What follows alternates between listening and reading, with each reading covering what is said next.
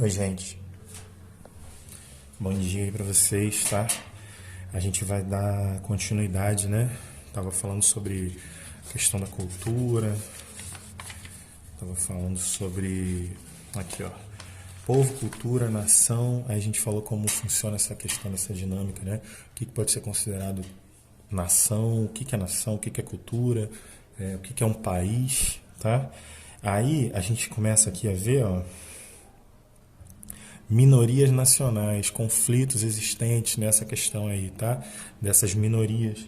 E hoje em dia a gente ainda pode somar uma outra questão aí, que é essa coisa do terrorismo, né? Não terrorismo, mas a perseguição a essas outras minorias também, tá? Olha só, atualmente existem muitas nações que não têm território reconhecido, ou seja, não têm autonomia sobre o território que ocupam, cuja população está sob a autoridade do governo de outras nações, né? Essas nações são chamadas de minorias nacionais ou minorias étnicas. Tá? De modo geral, essas minorias apresentam uma identidade nacional e incitam, em parte, a população ao desejo pela independência, gerando movimentos separatistas. Alguns movimentos separatistas defendem a realização de um plebiscito e referendo acompanhados de tratados e acordos internacionais para conseguir sua autonomia. Outros, porém, aderem ao uso de violência para atingir seus objetivos, né? A gente vai ter alguns casos aqui. Gente, como é que funciona isso? Tá? Isso funciona porque em algum momento do mundo, em algum momento da nossa história, nós tivemos uma delimitação dos países. Então a gente foi assim, falou, até aqui é o país tal, até aqui é o país tal, entendeu?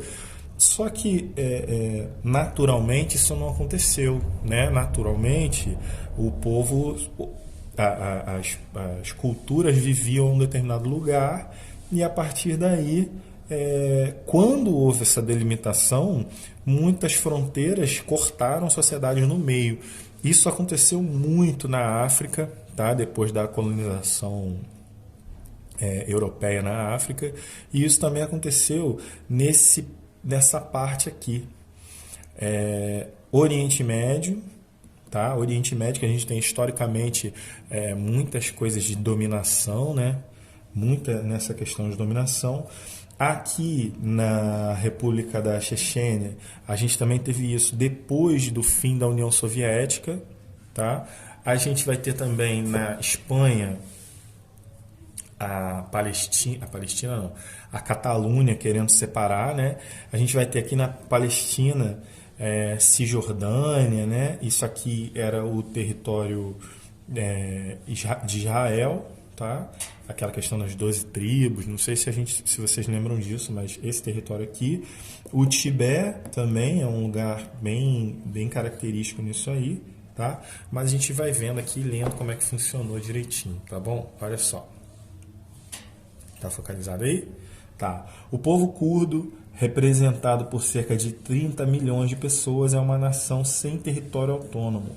Os curdos são minoria étnica em vários países, como a Turquia, o Irã, Síria, Armênia, Iraque e Azerbaijão. Tá? Você vai vendo aqui, ó, Síria, Iraque, Irã, Turquia, né? Azerbaijão e Armênia. Tá? Então são vários territórios aí. Era um povo, né, um povo antigo, e quando houve essa divisão, eles não participaram dessa divisão. E o povo ficou, cada parte do povo em algum canto diferente. Mas a cultura deles é igual, ok? Ó, Chechênia, igual entre si, né?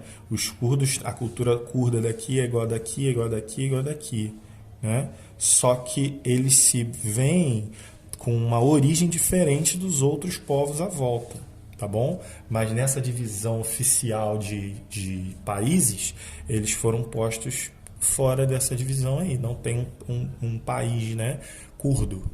Tá bom? Ó, a República da Chechênia integra a Federação Russa e essa está localizada entre o sudeste da Europa e o sudoeste da Ásia, na região do Cáucaso. A população é majoritariamente muçulmana. Ó, Chechênia.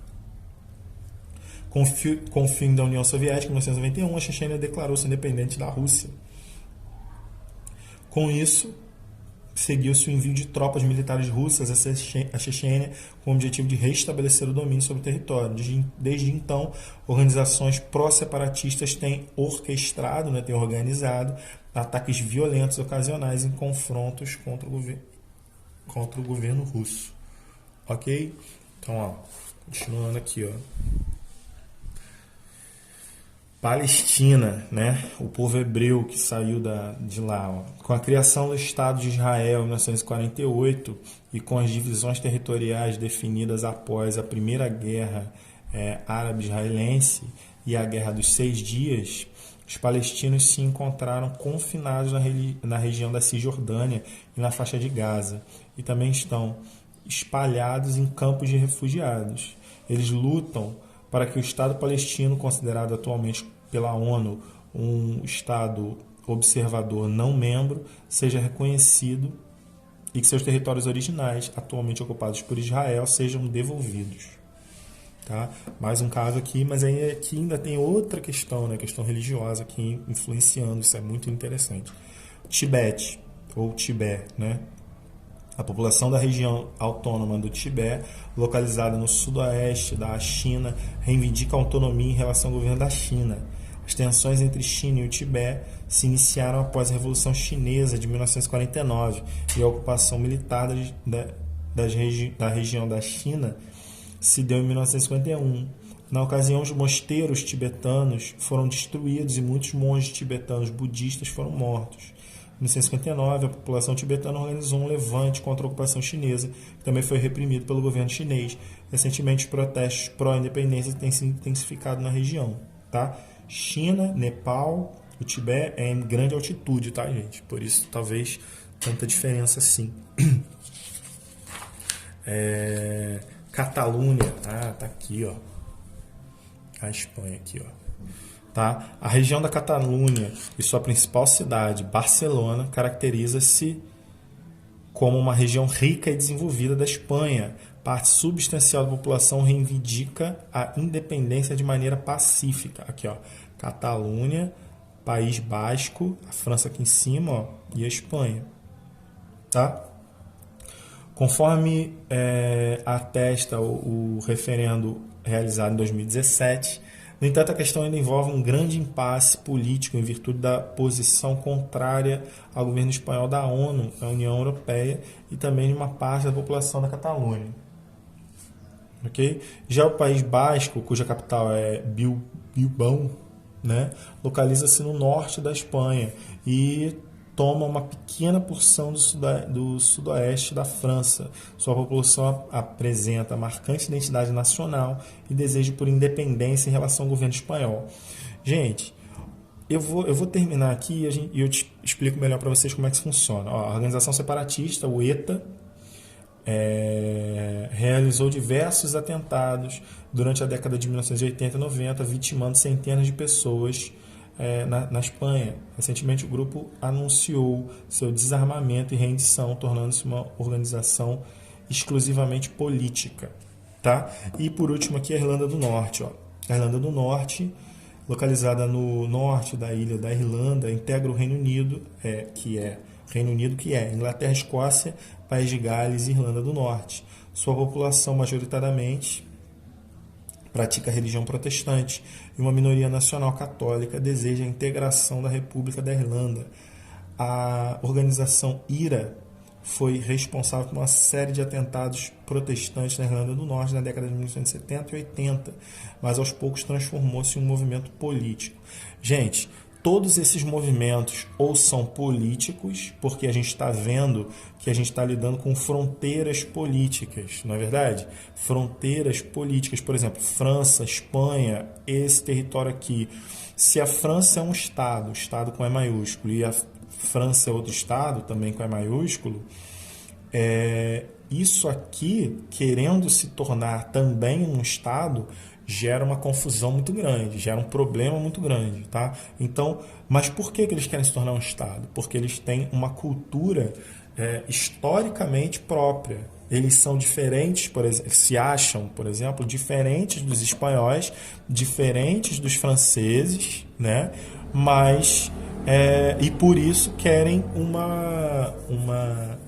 o reconhecimento de uma coisa própria deles, tá? De um estado com E maiúsculo também próprio deles. Aí aqui, ó, limites e fronteiras ao longo do tempo, tá? Nós temos aqui a Europa, ó, a Europa em 1914, tínhamos, tá vendo, o Império Austro-Húngaro, agora a gente não tem mais, tá? Agora a gente tem Áustria, Hungria, Tchecoslováquia, Polônia, né? Bem diferente. Atualmente, muitos governos têm estabelecido tratados que integram e unificam seus mercados econômicos, tá? Como, por exemplo, União Europeia, NAFTA, Mercosul, ok? E os avançados meios de comunicação e de transporte passaram a conectar as pessoas ao redor do mundo, né? A gente chama isso de globalização. Para alguns geógrafos, esse processo vem ocorrendo ao mesmo tempo que atua outro importante fenômeno, a devolução ou fragmentação dos territórios e a definição de novas fronteiras nacionais. Muitas dessas novas configurações territoriais dos países têm ocorrido por meio da perda ou da anexação de algumas áreas ou com a criação de novos estados, tá? Eu já falei de algum desses exemplos aqui, né? Ó, Finlândia surge aqui, né? Mais uma fragmentação. Reino Unido, agora aqui já tem a Irlanda, tá vendo? Ó. Cadê? Mais o que? Mônaco, ó, antes era Andorra, agora é Mônaco. Então é uma mudança também, né? Ó, a Grécia perdeu uma parte, ó, Bulgária, tá vendo? Ó, a Romênia cresceu, pegando um pedaço do Império Austro-Húngaro. Aí aqui a gente vai ter, ó, Lituânia, Letônia, Estônia, tá vendo? Isso em 1914 e 1937. Então aí você vê que nem é tanto tempo assim, né? Em geral, a origem desses fenômenos está nas fronteiras artificiais estabelecidas por interesses de potências que colonizaram outras nações ao longo da história e também em países que enfrentam movimentos separatistas, como o IRA, né? Como tem, acho que o outro ali também. Qual é o nome? Aqui, ó. ETA, IRA, tá bom? Então, esse tipo de movimento aí, eles caracterizam que existe uma cultura aí periférica, né? Uma cultura da periferia aí, que era a cultura do lugar, mas que por causa dessas fronteiras políticas, aquele lugar não se tornou um país, tá bom? Ó, tá, movimento separatista. O processo de descolonização de muitos países após a Segunda Guerra Mundial, que resultou na independência e nas formas de dezenas de novos países. É um exemplo de devolução. Outro exemplo é o colapso da União Soviética, em 1991, que criou 12 países. Okay? A Europa serve como exemplo para estudo de como as fronteiras dos mapas não devem ser consideradas definitivas e permanentes. Observe a sequência de mapas. Tá bom? Aí aqui, ó, isso aqui é atualmente, ó.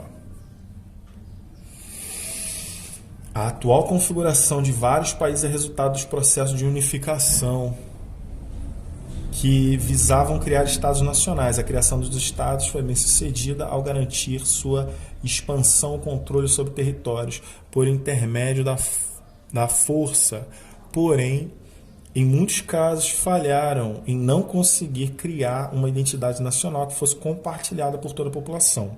Tá? A gente vê isso aqui, né, na Espanha, que existe, mas não é aceita.